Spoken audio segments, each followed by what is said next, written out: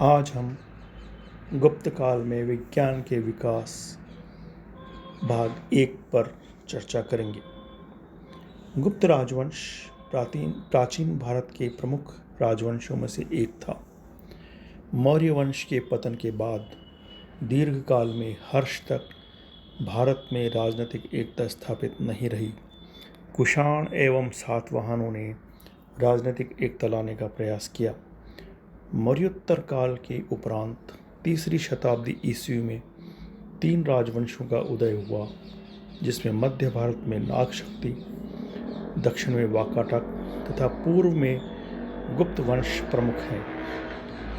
मौर्य वंश के पतन के पश्चात नष्ट हुई राजनीतिक एकता को पुनः स्थापित करने का श्रेय गुप्त वंश को है। गुप्त साम्राज्य की नींव 3री शताब्दी के चौथे दशक में तथा उत्थान 4ठी शताब्दी की शुरुआत में हुआ। गुप्त वंश का प्रारंभिक राज्य आधुनिक उत्तर प्रदेश और बिहार में था। गुप्त वंश की उत्पत्ति। गुप्त साम्राज्य का उदय 3री शताब्दी के अंत में प्रयाग के निकट कौशाम्बी में हुआ था। जिस प्राचीनतम गुप्त राजा के बारे में पता चला है वो है श्रीगुप्त। हालांकि प्रभावती गुप्त के पूना ताम्रपत्र अभिलेख में इसे आदिराज कहकर संबोधित किया गया है। श्रीगुप्त ने गया में चीनी यात्रियों के लिए एक मंदिर बनवाया था, जिसका उल्लेख चीनी यात्री इत्सिंग ने 500 वर्षों बाद 671 से सन 695 के बीच में किया। पुराणों में ये कहा गया है कि आरंभिक गुप्त राजाओं का साम्राज्य गंगा, द्रोणी, प्रयाग, साकेत तथा मगध में फैला था। श्रीगुप्त के समय में महाराजा की उपाधि सामंतों को प्रदान की जाती थी, अतः श्रीगुप्त किसी के अधीन शासक था। प्रसिद्ध इतिहासकार के.पी. जायसवाल के अनुसार श्रीगुप्त भारशिवों के अधीन छोटे से राज्य प्रयाग का शासक था। चीनी यात्री इत्सिंग के अनुसार मगध के मृग शिखावन में एक मंदिर का निर्माण करवाया था तथा मंदिर के व्यय में 24 गांवों को दान दिए थे। चंद्रगुप्त विक्रमादित्य। चंद्रगुप्त द्वितीय 375 ईस्वी में सिंहासन पर आसीन हुआ। वह समुद्रगुप्त की प्रधान महिषी दत्त देवी का पुत्र था। वह विक्रमादित्य के नाम से इतिहास में प्रसिद्ध हुआ। उसने 375 से 415 ईस्वी तक शासन किया। चंद्रगुप्त द्वितीय ने शकों पर अपनी विजय हासिल की, जिसके बाद गुप्त साम्राज्य एक शक्तिशाली राज्य बन गया। चंद्रगुप्त द्वितीय के समय में क्षेत्रीय तथा सांस्कृतिक विस्तार हुआ। हालांकि चंद्रगुप्त द्वितीय का अन्य नाम देव, देवगुप्त, देवराज, देवश्री आदि हैं। उसने विक्रमांक, विक्रमादित्य, परम भागवत आदि उपाधियां धारण की। उसने नागवंश, वाकाटक और कदम्ब राजवंश के साथ वैवाहिक संबंध स्थापित किए। चंद्रगुप्त द्वितीय ने नाग राजकुमारी कुबेर नागा के साथ विवाह किया, जिससे एक कन्या प्रभावती गुप्त पैदा हुई। वाकाटकों का सहयोग पाने के लिए चंद्रगुप्त ने अपनी पुत्री प्रभावती गुप्त का विवाह वाकाटक नरेश रुद्रसेन द्वितीय के साथ किया। उसने ऐसा संभवतः इसलिए किया कि शकों पर आक्रमण करने से पहले उस दक्कन में उसको समर्थन हासिल हो जाए। उसने प्रभावती गुप्त के सहयोग से गुजरात और काठियावाड़ की विजय प्राप्त की। वाकाटकों और गुप्तों की सम्मिलित शक्ति से शकों का उन्मूलन किया। कदम्ब राजवंश का शासक कुंतल में था। चंद्रगुप्त के पुत्र कुमारगुप्त प्रथम का विवाह कदम्ब वंश में हुआ। शक उस समय गुजरात तथा मालवा के प्रदेशों पर राज कर रहे थे। शकों पर विजय के बाद उसका साम्राज्य न केवल मजबूत बना, बल्कि उसका पश्चिमी समुद्र पत्तनों पर आधिपत्य भी स्थापित हुआ। इस विजय के पश्चात उज्जैन गुप्त साम्राज्य की राजधानी बना। विद्वानों को इसमें संदेह है कि चंद्रगुप्त द्वितीय तथा विक्रमादित्य एक ही व्यक्ति थे। उसके शासनकाल में चीनी बौद्ध यात्री फाहियान ने 399 ईस्वी से 414 ईस्वी तक भारत की यात्रा की। उसने भारत का वर्णन एक सुखी और समृद्ध देश के रूप में किया। चंद्रगुप्त द्वितीय के शासनकाल को स्वर्ण युग भी कहा गया है। चंद्रगुप्त एक महान प्रतापी सम्राट था। उसने अपने साम्राज्य का और विस्तार किया। शक विजय। पश्चिम में शक क्षत्रप शक्तिशाली साम्राज्य था। ये गुप्त राजाओं को हमेशा परेशान करते थे। शक गुजरात के काठियावाड़ तथा पश्चिमी मालवा पर राज्य करते थे।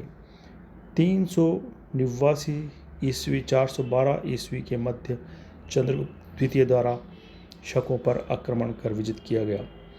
वाहिक विजय। महाशाली स्तंभ लेख के अनुसार चंद्रगुप्त द्वितीय के सिंधु के 5 मुखों पर को पार कर वाहिकों पर विजय प्राप्त की थी। वाहिकों का समीकरण कुषाणों से किया गया है। पंजाब का वह भाग जो व्यास का निकटवर्ती भाग है। बंगाल विजय। महाशाली स्तंभ लेख के अनुसार यह ज्ञात होता है कि चंद्रगुप्त द्वितीय ने बंगाल के शासकों के संघ को परास्त किया था। गणराज्यों पर विजय। पश्चिमोत्तर भारत के अनेक गणराज्यों द्वारा समुद्रगुप्त की मृत्यु के पश्चात अपनी स्वतंत्रता घोषित कर दी गई थी। परिणामतः चंद्रगुप्त द्वितीय द्वारा इन गणराज्यों को पुनः विजित कर साम्राज्य में विलीन किया गया।